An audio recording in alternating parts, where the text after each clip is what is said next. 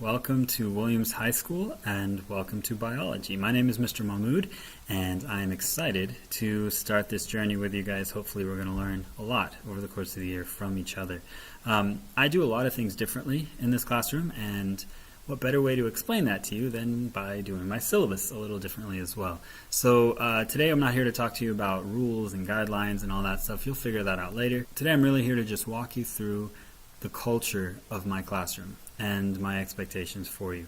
There's a lot of things that are different about this class in the sense of setting up that safety. Another big factor of this classroom is that I'm going to try to get away from talking in class as much as possible. So like this video where you're just listening to me talk, this is a very rare event. Any of you guys that have brothers or sisters or friends that have gone through this class, they'll tell you in the last few years, I rarely talk. Most of the class time, almost every single day, is all about you guys sitting down, recognizing what you need to do, and just getting to work. So the reason I can do that is because I can take a lot of the content that you're supposed to be getting from me and ask you to do it at home. So I run something called a flipped classroom, and it's flipped in the sense that the traditional classroom has the teacher as the center of the room, kind of the focus of the room, and the teacher presents a lot of information using up most of class time, and then they assign you homework, and that homework is some sort of activity or something where you're applying the information. You do that at home, then you come back the next day and you repeat the pattern, right?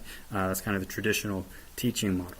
I flip everything. So I give you the content at home. So I make these videos online and I post them online and I send you links and we'll walk through how to get there, and you watch those videos at home so that when you come to class you're ready to do the things that would normally be homework, like the activities and the labs and all the applications. You do that here in class, and now you have the opportunity to build and gain on your knowledge that you got from the videos in the classroom with your peers, with me available to help you out, and we can build on that together. And now the focus of the classroom is on you guys. I don't spend time in the class talking. It's on you. You get most of the class time to really do whatever it is you need to do to help build yourself. So it's a cool model, and it's might be a little difficult at first and a little hard to get used to, but I promise you, once you get set into the rhythm of everything, it all runs so smoothly, and I think you're going to see that there are major benefits from this situation. But again, it takes effort on your part. You're going to have to commit to taking care of these things at home. Now, I'm going to always give you kind of a minimum timeline to take care of any given lecture.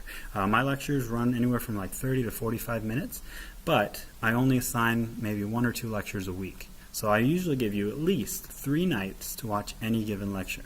So if you're the kind of person that sees 30 or 45 minutes as way too long to stay focused on something, split it up. 10, 15 minutes a night, just watch a little bit, take some notes, and then move on, do something else, and then come back the next day and do the same thing.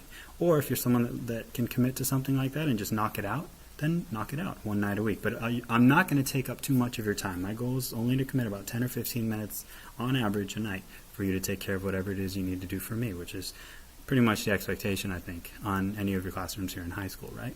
So if you can commit to that, I promise you we're going to be in great shape and we're going to stay consistent throughout the year. This syllabus that you're watching here and the first lecture that I'm going to have assigned to you in terms of what's called mindset, both of those are found right here. So the actual link for the syllabus is always there, or the link for the lecture, or whatever it is you're watching is first, and then there's a little quiz associated with every lecture. This is how you're going to get credit for watching a lecture. Once you finish watching a lecture, you take a 5-question quiz associated with it. Most of the quizzes are extremely easy, very straightforward, just asking you basic questions that are straight from the lecture. As long as you're paying attention, as long as you're taking basic notes, you can make 100 on every single quiz, right? And so it's a Google form. Let me show you. So let's say we're going to take the quiz for this lecture that you're watching. It looks just like this. So you type in your first name, you type in your last name, you choose your class period, and then here are the 5 questions. You choose your answers for each one, and then down here you click submit. Once you click submit, it comes to me, everything's set, and I give you credit for the lecture. So any given lecture you can make obviously up to 100, 20 points a piece for 5 questions. If you miss 1, you make an 80. If you miss 2, you make a 60, and so on, right? The way we work in this classroom is recovery is the goal. And again, it's all about that foam pit. If you take the quiz and you make a 20, it's okay. You can take it again. So you can take a quiz as many times as you want, once a day, but you can take it as many times as you want until you hit that 100, as long as you do it by the due date. So anytime a lecture has a due date, it's usually at least 3 days ahead. You can take the quiz early and you can see the grade and you can keep trying until you get the 100.